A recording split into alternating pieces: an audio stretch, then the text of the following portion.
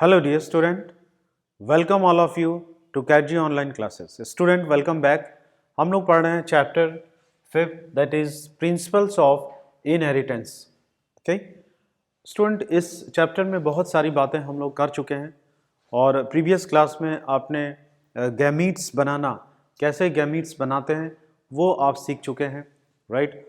और test cross, back cross, monohybrid test cross, dihybrid test cross, ये आप example के थ्रू प्रॉपरली समझ चुके हैं. साथ में एक बहुत इंपॉर्टेंट फार्मूला मैंने आपको दिया 2 to the power n, जिससे आप फ्यू सेकेंड्स में ही टोटल नंबर ऑफ गैमीट्स पता कर सकते हैं, चाहे जितना लंबा जीनोटाइप दिया हो in competitive exam, medical entrance exam. Student, तो आज हम लोग आगे बढ़ते हैं इस चैप्टर में. और आज जो हम लोग डिस्कस करने जा रहे हैं, आपको याद होगा मैं प्रीवियस क्लास में लास्ट में डिस्कस कर रहा था कि Mendel could not know the importance of his work during his lifetime. Why? Mendel को अपने लाइफ टाइम में अपने वर्क का इंपॉर्टेंस नहीं मिला. Why? What was the reason? ये पॉइंट्स मैंने दिया. Why did Mendel select pea plant for his experiment? वो आपने पढ़ा. अब हम लोग डिस्कस करने जा रहे हैं कि मेंडल रीडिस्कवर हुए कैसे और मेंडल अपने एक्सपेरिमेंट में कैसे सक्सेसफुल थे, जिसकी वजह से मेंडल को रीडिस्कवर किया गया. सो स्टूडेंट, एक हेडिंग बना लेते हैं, why Mendel was successful in his experiments. Mendel अपने एक्सपेरिमेंट्स में सक्सेसफुल कैसे थे स्टूडेंट, ये हम लोग डिस्कस करने जा रहे हैं. So why Mendel was successful in his experiment, ये हेडिंग है और इसका ये लॉजिक डिस्कस करते हैं. देखिए, सबसे पहला रीजन जो मैंने आपको बताया था पढ़ाते समय, मैंने बताया था कि मेंडल ने थ्योरी ऑफ प्रोबेबिलिटी और अलजेब्रिक इक्वेशन को यूज़ किया था. मैथमेटिकल अप्रोच था उनका फॉर हिज एक्सपेरिमेंट. ये उनके सक्सेस होने का बहुत बड़ा और स्ट्रॉन्ग रीज़न था स्टूडेंट. और ये क्वेश्चंस कॉम्पिटिटिव एग्जाम में आ चुका है कई बार. तो उसमें चारों ऑप्शन सही थे, बट उसमें सबसे ज़्यादा करेक्ट जो आंसर है वो यही है, because Mendel maintain statistical record of his experiment. और अगर स्टैटिस्टिकल वर्ड नहीं है तो मैथमेटिकल रिकॉर्ड या मैथमेटिकल अप्रोच. तो अगर ऐसा क्वेश्चन आता है और उसमें चारों ऑप्शन सही है मेंडल के सक्सेस होने का अपने एक्सपेरिमेंट में, तो सबसे स्ट्रॉन्ग आंसर यही होगा आपका. तो आइए फर्स्ट यही नोट करते हैं, मेंडल मेंटेन्ड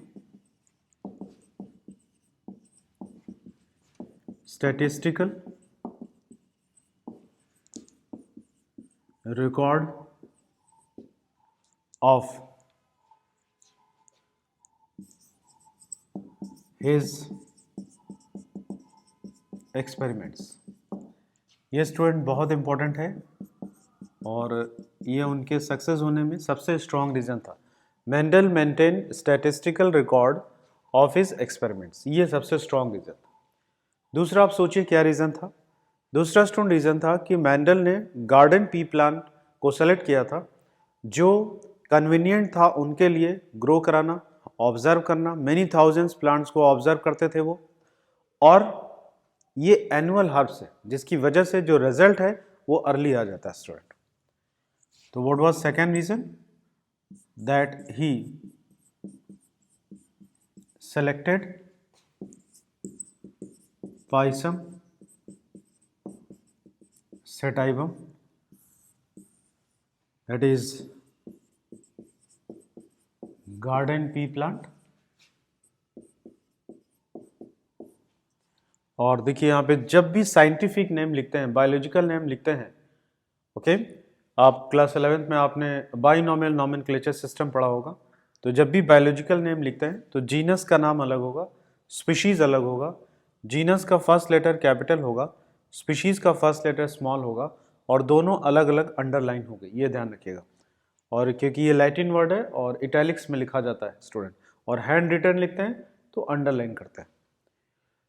तो Mendel maintain statistical record of his experiment, ये एक रीजन था. दूसरा, he selected Pisum sativum.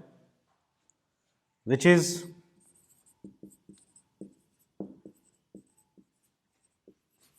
annual हार्स प्लांट।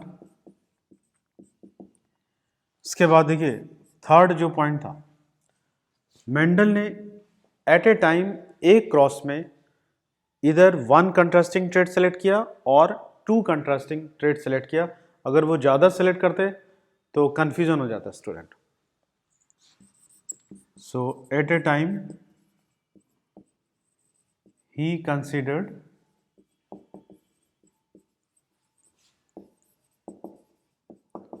Limited trait. ओके, और पी प्लांट को क्यों सेलेक्ट किया ये हम लोग ऑलरेडी डिस्कस कर चुके हैं, जहाँ पे एक रीज़न मैंने दिया आपको। At a time he considered limited traits, जिसमें वन ट्रेड्स और टू ट्रेड्स था स्टूडेंट। तो ये रीज़न थे जिसकी वजह से मेंडल अपने एक्सपेरिमेंट में सक्सेसफुल हुए। और इसके अलावा ये जो प्लांट इन्होंने सेलेक्ट किया था, this plant was having no variations। Student इसमें वेरिएशंस नहीं था और प्योर लाइन प्लांट था ये, उस समय जो मेंडल क्रॉस परफॉर्म कर रहे थे। और इस प्लांट में आर्टिफिशियल हाइब्रिडाइजेशन परफॉर्म करना भी बहुत कन्वीनियंट था। तो नेक्स्ट फीचर है, this plant does not show variation। This plant does not show variations।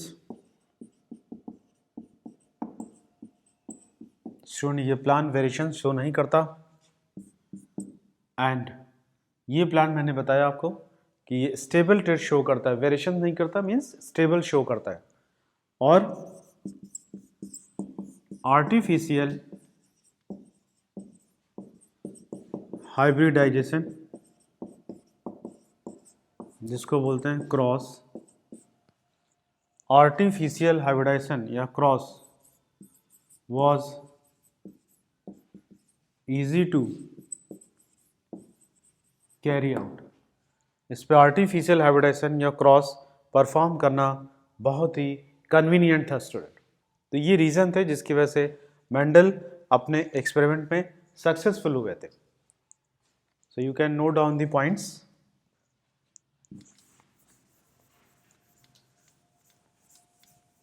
So student Mendel से रिलेटेड डायरेक्ट 3 क्वेश्चंस बेसिक हैं। Why Mendel selected P plant, first. Second, why Mendel could not know the importance of his work. And third, why Mendel was successful in his experiment। तो उसमें सबसे strong reason जो मैंने आपको बताया, that Mendel had maintained statistical record of his experiment, जो भी उनका रिजल्ट आया, एंड मैथमेटिकल अप्रोच था जिसकी वजह से वो सक्सेसफुल हुए।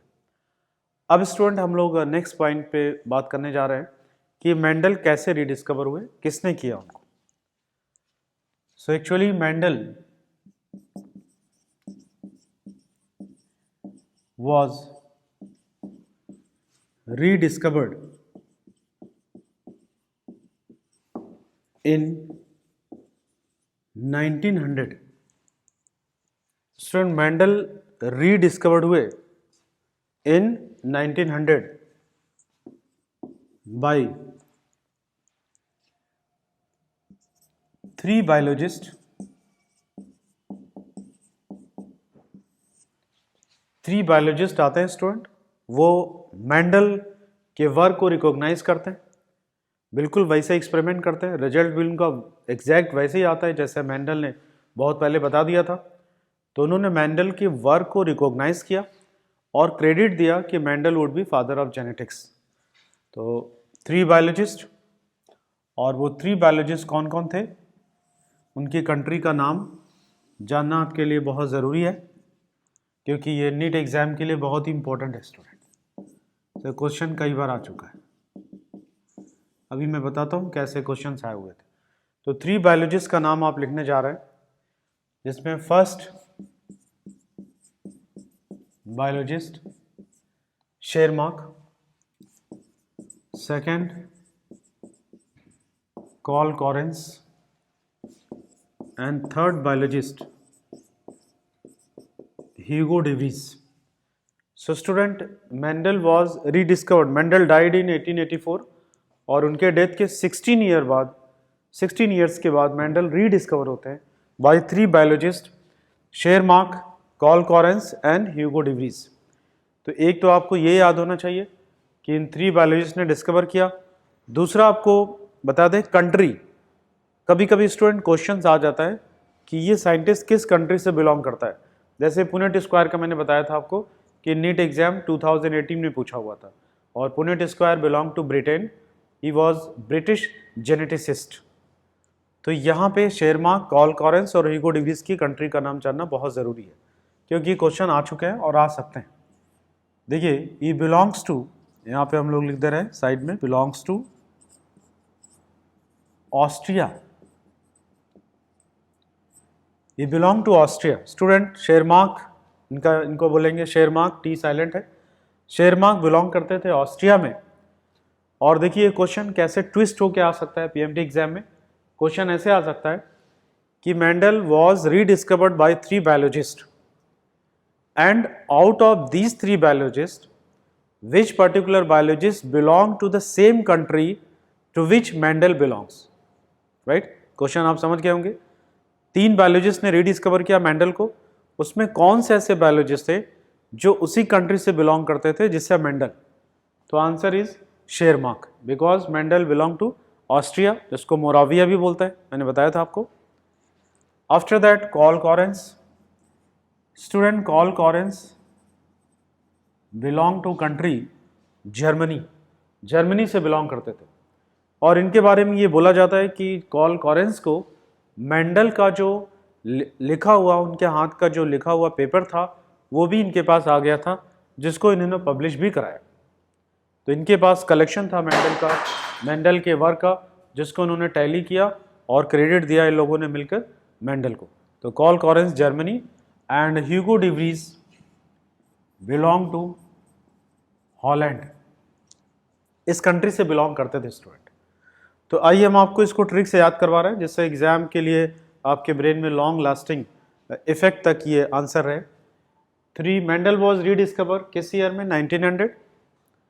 3 बायोलॉजिस्ट कौन है? शेरमार्क, कॉल कॉरेंस, ह्यूगो de Vries। और अब देखिए इसमें याद आपको कैसे करना है। ह्यूगो de Vries कंट्री याद करना है आपको, दिक्कत हो रहा है याद करने में। H फॉर ह्यूगो और H for Holland, means Hugo de Vries belong to Holland, ऐसे मैच कराइए। और शेरमार्क, शेरमार्क याद कर लीजिए, वो बायोलॉजिस्ट हैं जो मेंडल की ही कंट्री के थे, तो ऑस्ट्रिया। ये 2 साइंटिस्ट हो गए। और तीसरा बचा, इनको आपको ध्यान में रखना होगा कि ये जर्मनी से बिलोंग करते थे, right. Carl Correns belongs to Germany. So student, ये 3 बायोलॉजिस्ट, इनके कंट्री का नाम आप नोट कर लेंगे, दिस इज वेरी इंपॉर्टेंट। अब हम लोग आइए इसी कॉन्टेक्स्ट में आगे बढ़ते हैं। Now let us discuss different principles और laws of Mendel। Student, Mendel के क्या क्या प्रिंसिपल थे और क्या क्या लॉज थे वो हम लोग डिस्कस करने जा रहे हैं। और अब आप चैप्टर का नाम रिकॉल करिए। चैप्टर का नाम क्या है? चैप्टर 5th है, करेक्ट। चैप्टर का नाम क्या है? प्रिंसिपल्स ऑफ इनहेरिटेंस, यानी प्रिंसिपल ऑफ इनहेरिटेंस चैप्टर का नाम है, जिसको मेंडल ने दिया था। तो देखिए ये चैप्टर का नाम ही है प्रिंसिपल ऑफ इनहेरिटेंस, तो इसको हम लोग हेडिंग बनाते हैं, मेंडल्स प्रिंसिपल्स। कभी कभी इसको लॉज भी बोला जाता है, कहीं कहीं पे मिलेगा आपको, दोनों सही है। मेंडल्स प्रिंसिपल्स या laws of inheritance. Student, Mendel principles of inheritance क्या है वो हम लोग डिस्कस करने जा रहे हैं। तो देखिए मेंडल का जो प्रिंसिपल ऑफ इनहेरिटेंस है वो 3 पार्ट में हम लोग डिवाइड करते हैं। तो first is principle of dominance. Second is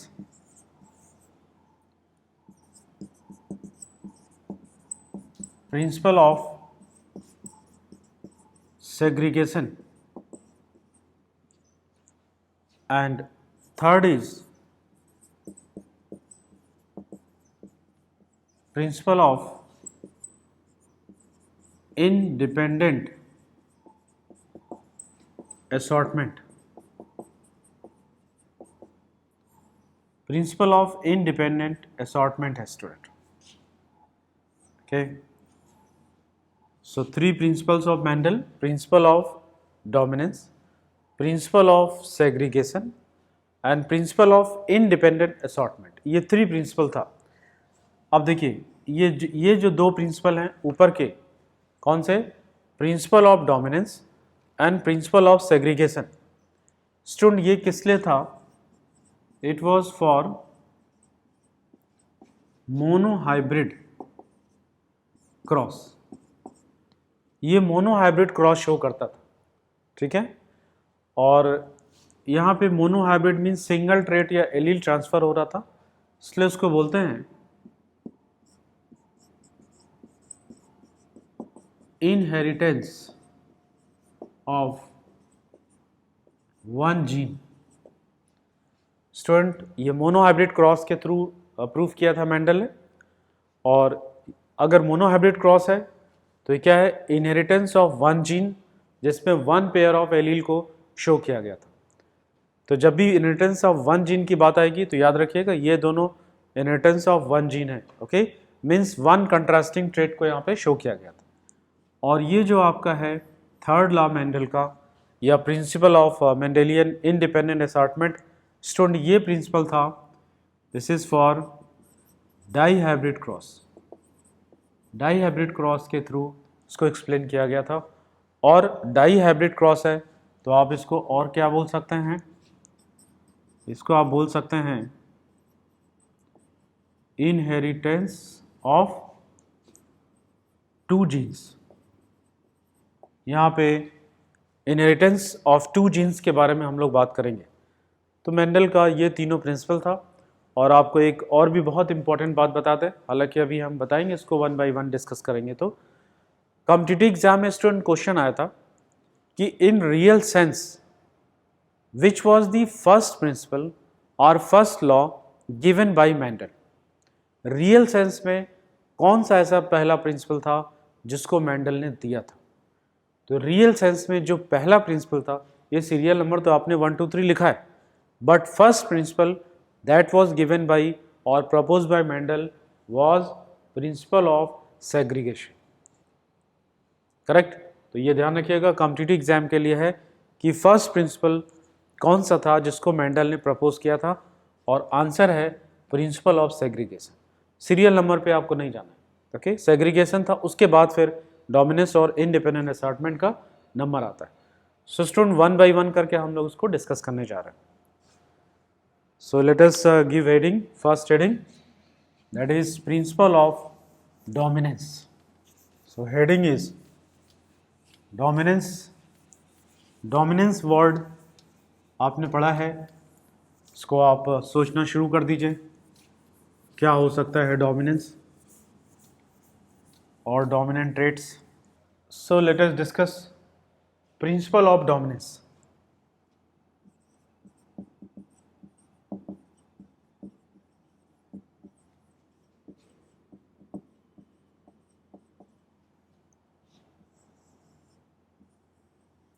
student principle of dominance क्या था? मेंडल ने ये एक्सप्लेन किया इसमें कि अगर one pair of contrasting trait को कंसीडर करके क्रॉस करा रहा है, तो पेरेंट प्लांट के बाद जो F1 जनरेशन मिलता है, F1 क्या है? First filial. हमने बताया था फिलियल का मतलब आपको.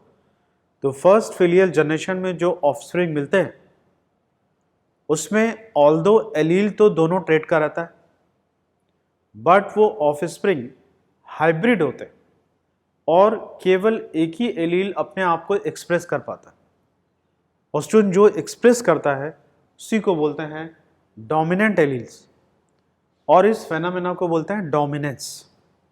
Correct.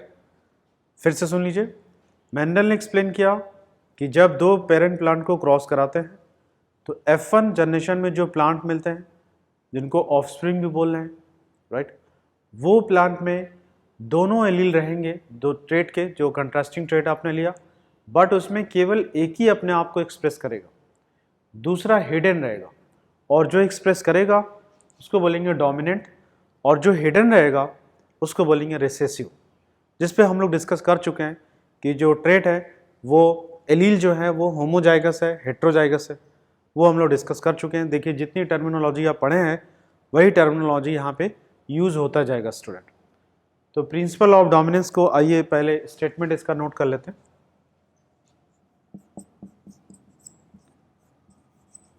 In this principal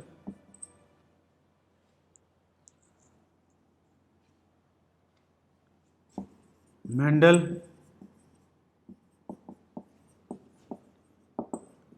explained that when two pea plants means Pisum sativum, that is garden pea, and two pea plants are crossed.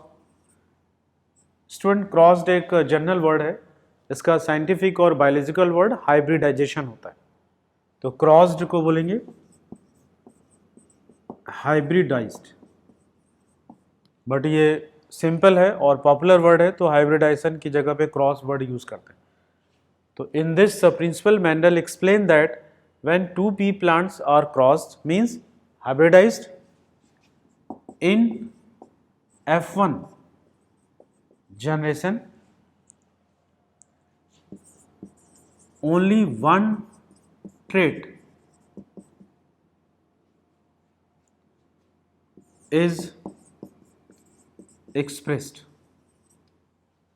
केवल एक ही ट्रेट स्टूडेंट एक्सप्रेस होता है, ओनली वन ट्रेट।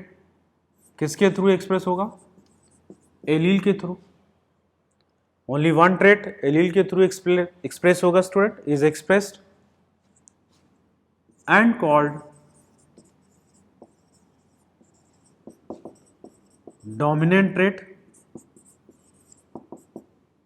ओके, इसको बोलते हैं डोमिनेंट ट्रेट, और allele express कर रहा है तो एलील को क्या बोलेंगे? अगर ट्रेट को डोमिनेंट बोलेंगे स्टूडेंट तो एलील को क्या बोलेंगे? Dominant allele.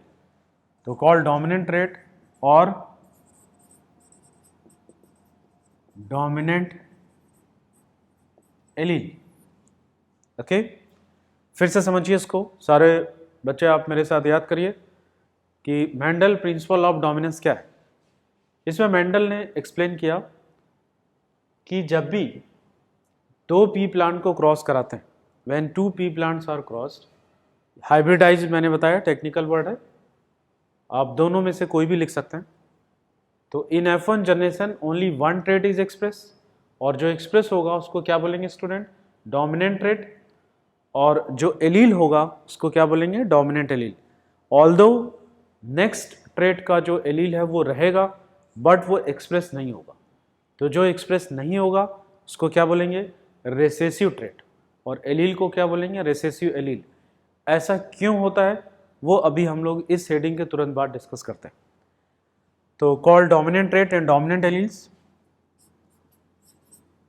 और इस प्रिंसिपल को क्या बोलेंगे? प्रिंसिपल ऑफ डोमिनेंस, क्योंकि यहाँ पे डोमिनेंस ही शो हो रहा है, डोमिनेंट ट्रेट एक्सप्लेन हो रहा है यहाँ पे और एक्सप्रेस हो रहा है, तो इसलिए इसको बोलेंगे डोमिनेंस। आई होप आप लोगों को क्लियर हो गया होगा। अब देखिए, whereas other trait means जो एक्सप्रेस नहीं हो रहा है, whereas other trait is called, what we call it, recessive trait, and allele is called, allele को क्या बोलेंगे स्टूडेंट? Recessive allele, correct. तो याद होगी आपको, आई थिंक फिर से एक लाइन में फिर से समझ लीजिए। मेंडल ने बोला कि जब क्रॉस कराते हैं पेरेंट प्लांट को तो F1 जनरेशन में एक ही ट्रेट या एलील एक्सप्रेस होगा, उसको बोलेंगे डोमिनेंट ट्रेट या डोमिनेंट एलील्स। और इस फेनोमेना को, क्योंकि वहाँ पे डोमिनेंसी एक्सप्रेस हो रही है, बोलते हैं प्रिंसिपल ऑफ डोमिनेंस। और ऑल्दो दूसरा एलील रहेगा पर वो एक्सप्रेस नहीं होगा, that is called recessive allele and the trait is called recessive trait. Okay student, so you can note down the content. और मैंने आपको सजेस्ट किया था कि आप अपने हैंड राइटिंग में इसको प्रॉपरली लिखेंगे, प्रैक्टिस करेंगे, जिससे आपको याद हो जाएगा। अब इसको हम लोग एक क्रॉस के थ्रू समझते हैं, और यहाँ पे सिंगल ट्रेट, कंट्रास्टिंग ट्रेट और पेयर ऑफ एलील्स को स्टडी कर रहे हैं, उसके इनहेरिटेंस को। इसलिए स्टूडेंट्स को बोलते हैं inheritance of one gene. What we call it? Inheritance of one gene. Now let us take example. और अच्छा ये भी आपको बता दें कि ये जो क्रॉस है ये केवल F1 जनरेशन तक के लिए। Now let us take example. Example में लेते हैं toll P plant. Toll P plant लिया स्टूडेंट, और क्रॉस कराए किसके साथ? ड्वार्फ पी प्लांट, इसके साथ क्रॉस कराना। तो देखिए कंट्रास्टिंग ट्रेट आपने क्या लिया? टॉल पी प्लांट और ड्वार्फ पी प्लांट लिया आपने। तो देखिए क्या होगा, टॉल पी प्लांट के लिए आपका मैंने 7 पेयर ऑफ कंट्रास्टिंग ट्रेट्स का पूरा अच्छा खासा लिस्ट दिया है एलील्स के साथ। उसको जरूर याद रखिएगा, डायरेक्ट क्वेश्चन उस पर भी आ सकता है, और उसका यूज अब सारे क्रॉसेस में होगा। उसको पढ़ाते समय मैंने आपको एक्सप्लेन किया था। तो टॉल पी प्लांट का एलील क्या होगा स्टूडेंट बताइए? Capital T, okay. और ड्वार्फ पी प्लांट का स्मॉल टी। क्लियर? अब इसका पहले आप गैमीट्स बनाएंगे, और फिर आप पुनेट स्क्वायर से जब भी रिजल्ट आप शो करेंगे पुनेट स्क्वायर से ही शो करेंगे। तो कैपिटल टी ये है इसका एलील, इसका गैमीट बनाइए। कैपिटल टी इधर अलग हो जाएगा, इधर कैपिटल टी अलग हो जाएगा, और यहाँ पे स्मॉल टी है, तो यहाँ पे 2 अलग हो गया, स्मॉल टी। देखिए 2 गैमीट्स इधर है, 2 इधर है, बीच में क्रॉस है, तो 2 2 ज़ा 4। कितने स्क्वायर बनेंगे? 4। मैंने बताया आपको, हमेशा मैं बता रहा हूँ कि टोटल नंबर ऑफ स्क्वायर या कॉलम कितना बनेगा वो किस बात पे डिपेंड करेगा कि टोटल नंबर ऑफ गैमीट्स कितना बनना है। तो 4 यहाँ पे आप बनाएंगे, 4 स्क्वायर, और इसको बोलते हैं स्टूडेंट पुनेट स्क्वायर। तो अब मैंने आपको बताया था इधर वाला आप जो एलील है एक तरफ रखेंगे, इधर वाला एलील एक तरफ रखेंगे। ऐसा नहीं एक ये और एक ये आपने यहाँ रख दिया, गलत हो जाएगा। तो चलिए इधर वाला एलील हम यहाँ रखते हैं कैपिटल टी एक साथ रखते हैं, एक कॉलम के ऊपर। क्लियर? और स्मॉल टी, इसमें मेल और फीमेल हो गया, एक मेल हो गया एक फीमेल हो गया। अब इसको आप क्रॉस कराइए। तो क्रॉस कराना अभी तक आप सीख गए होंगे कि आप इसको इसके साथ मैच कराएंगे, क्या आएगा? कैपिटल टी स्मॉल टी, और यहाँ पे भी स्मॉल टी को आप कैपिटल के साथ क्रॉस कराएंगे, कैपिटल टी स्मॉल टी आएगा। यस स्टूडेंट, तो ये आ गया। अब इसको आप क्रॉस कराएं कैपिटल टी स्मॉल टी, और स्मॉल टी को कराएं कैपिटल टी स्मॉल टी। मैंने बताया इसका सिस्टम है कि पहले कैपिटल लिखेंगे बाद में स्मॉल लिखेंगे। अब देखिए ये जो जनरेशन आपके सामने है इसको आप क्या बोलेंगे? This is called P generation. Student what do you mean by P generation? Parent generation. Okay, इसको बोलेंगे पेरेंट जनरेशन हो गया। और इनको क्रॉस कराने के बाद जो यहाँ पे मिल रहा है इसको आप क्या बोलेंगे? It is called F1 generation, right? अच्छा, अब आइए इसको देखते हैं, इसका फिनोटाइप क्या है। देखिए ये कैपिटल टी है, स्मॉल टी है। तो कैपिटल टी है तो यहाँ पे टॉल होगा, राइट? और यहाँ दोनों एक जैसा नहीं है स्टूडेंट, तो इसको बोलेंगे ये प्योर टॉल नहीं है, this is hybrid tall, right? और ये कैसा होगा? ये भी हाइब्रिड टॉल है, इसी की तरह है ये। यहाँ भी हाइब्रिड टॉल है, यहाँ भी हाइब्रिड टॉल है। तो ये प्लांट बाहर से देखने पे टॉल दिखेगा, लेकिन जब इसका जीनोटाइप स्टडी करेंगे तो दो तरह का यहाँ पे एलील मिलेगा, एक स्मॉल टी और एक कैपिटल टी। तो यानी कैपिटल टी किसका, यहाँ पे देखिए एलील किसका है, टॉलनेस का है, और स्मॉल टी ड्वार्फनेस का है। तो इसके बावजूद ये दोनों हैं, पर केवल एक ही एक्सप्रेस हो रहा है, मतलब टॉलनेस एक्सप्रेस हो रहा है।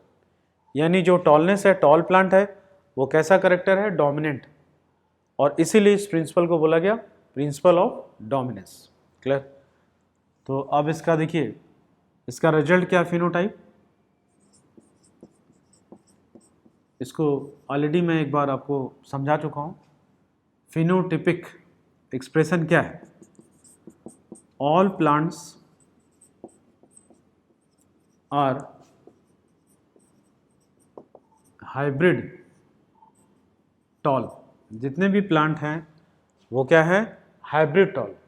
ऑल्दो दूसरा एलील है, all plants are hybrid tall, यानी कैपिटल टी स्मॉल टी, इसका क्या हो गया, जीनोटाइप हो गया।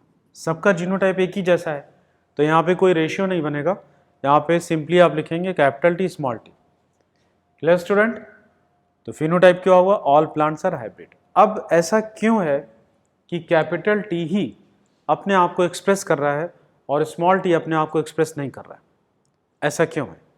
तो उसको हम लोग डिस्कस करेंगे इन हेडिंग कॉन्सेप्ट ऑफ डोमिनेंस। और यहाँ पे कैपिटल टी को क्या बोलेंगे और स्मॉल टी को क्या बोलेंगे वो भी नोट कर लेते हैं स्टूडेंट। तो capital T is called dominant allele बोलेंगे, and small T is called what we call it, recessive allele. तो कैपिटल टी डोमिनेंट एलील हुआ, स्मॉल टी रेसेसिव एलील हुआ, और ये जो ट्रेट्स यहाँ पे एक्सप्रेस हो रहा है टॉलनेस, वो क्या हुआ, डोमिनेंट ट्रेट हुआ। तो टॉलनेस प्लांट में यहाँ पे ये क्या है student, this is dominant trait, ये डोमिनेंट ट्रेट। और इस प्रिंसिपल को, क्योंकि यहाँ पे केवल टॉलनेस एक्सप्रेस हो रहा है, this is called principle of dominance. और ये F1 जनरेशन के लिए ही है, जैसा आप यहाँ पे देख रहे हैं। क्लियर। और F1 जनरेशन स्टूडेंट मैंने बताया था कि जब बिल्कुल सेम है, कोई रेशियो नहीं है, उसको आपस में सेल्फ क्रॉस कराएंगे तो नेक्स्ट जनरेशन में हम लोग पहुँच जाएंगे, दैट इज F2 जनरेशन। और मेंडल ने F1 जनरेशन तक एक्सप्लेन किया था किसको, प्रिंसिपल ऑफ डोमिनेंस को, और F1 को सेल्फ क्रॉस कराया तो F2 में मिलेगा, क्या मिलेगा, ट्रेट्स और करेक्टर सेपरेट हो जाएंगे, अलग अलग हो जाएंगे, सेग्रीगेट हो जाएंगे, इसीलिए उसको बोला उन्होंने प्रिंसिपल ऑफ सेग्रीगेशन। यानी जो प्रिंसिपल ऑफ डोमिनेंस है वो F1 जनरेशन के लिए है, और जो प्रिंसिपल ऑफ सेग्रीगेशन है वो F2 जनरेशन के लिए स्टूडेंट। और F2 जनरेशन या सेकेंड प्रिंसिपल पे जाने से पहले हम लोग ये डिस्कस करेंगे कि ऐसा क्यों है कि कैपिटल टी अपने आप को एक्सप्रेस कर पा रहा है, स्मॉल टी है फिर भी एक्सप्रेस नहीं कर पा रहा है, ऐसा क्यों है स्टूडेंट। ये होगा कॉन्सेप्ट ऑफ डोमिनेंस, और वो हम लोग डिस्कस करेंगे नेक्स्ट क्लास में। So prepare all these topics student, and let's meet in next lecture. Till then, thank you very much.